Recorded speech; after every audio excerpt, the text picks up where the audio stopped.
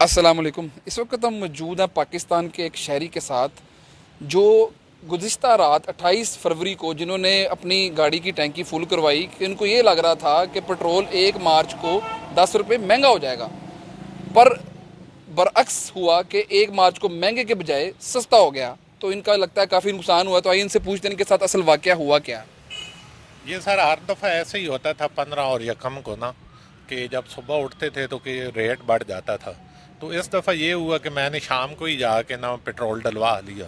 मैंने कहा इस दफ़ा नहीं होने देना, लेकिन ये हुआ कि जब सुबह उठा हूँ तो रेट कम हो गया था।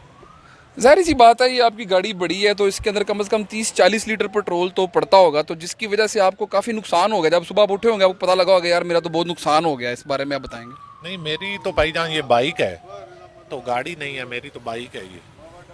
तो इसमें आपने कितना पेट्रोल डलवाया? मैंने 1 लीटर डलवाया है कल शाम को ना। तो भाईजान ये 1 लीटर के पीछे तो सिर्फ 10 रुपये नुकसान हुआ होगा। आपने ये स्टोरी कवर करने के लिए हमें बुलाया? जी जी, मेरी तो गुंजाइश ही इतनी होती है, तो नुकसान हो गया है। तो ये गाड़ी किसकी है? गाड़ी पता नहीं किसकी है, मैंने तो इधर अपनी बाइक पे आया हूँ।